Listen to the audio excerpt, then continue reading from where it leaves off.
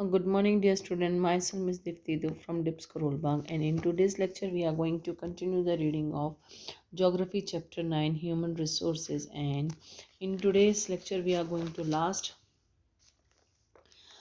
uh, topic of this chapter, that is population composition. The population of a country or the density of population has no link with the level of economic development of that country.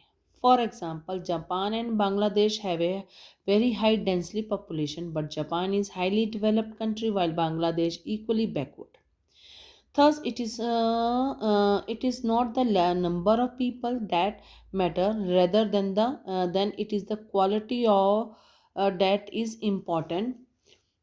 We get better understanding about the people if we know about their age, sex, literacy level, health condition, occupation, income level, etc. The population composition refers to these facts about a population.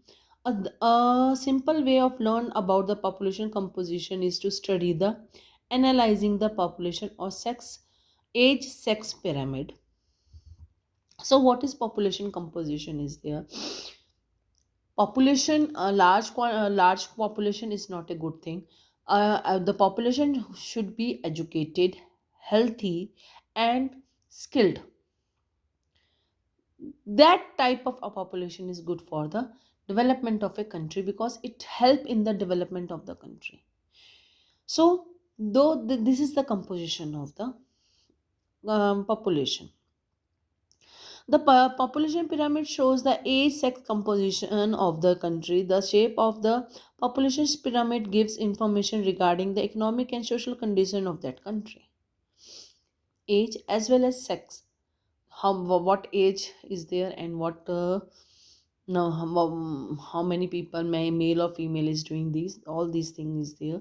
So this affect the composition of population composition.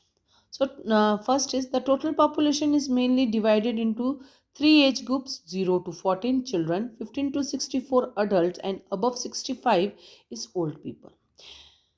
According to the sex, the total population divided into males or females.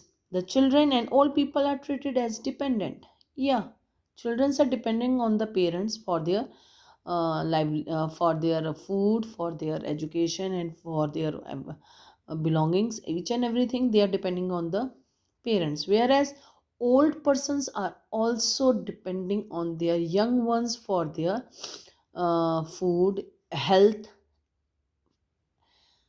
things.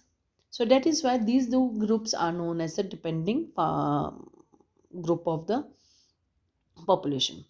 The children are shown in the at the base and the old people are at the top of the pyramid.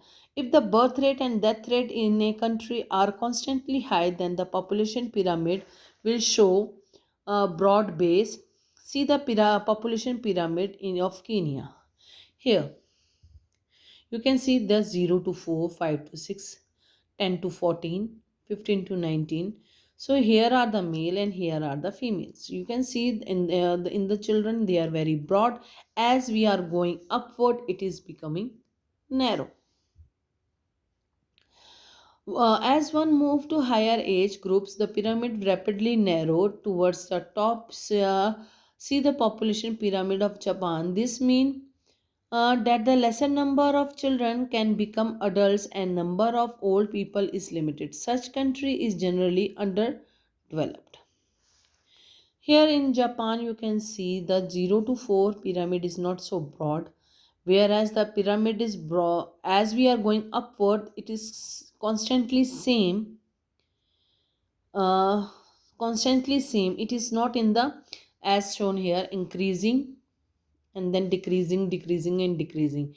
It constantly same. Somewhere it's coming on inside somewhere.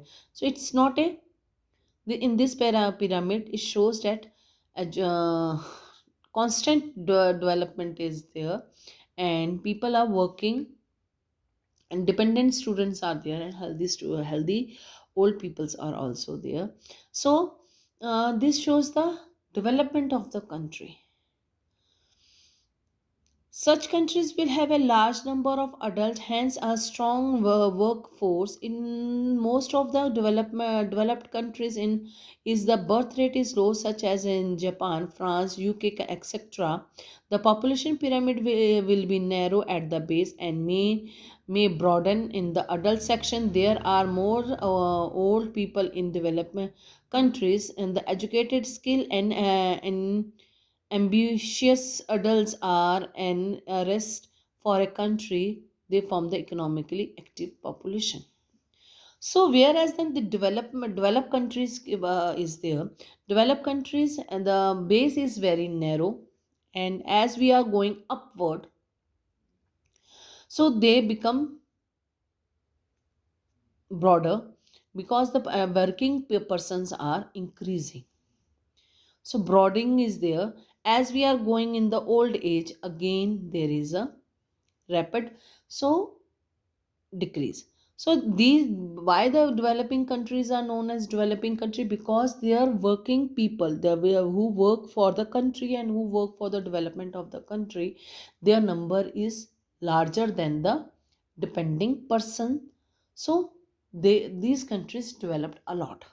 So these are the population, human resources, and how the population composition is there. In next lecture we are going to do the back exercise and the important terms of this chapter. Thank you very much. Have a nice day.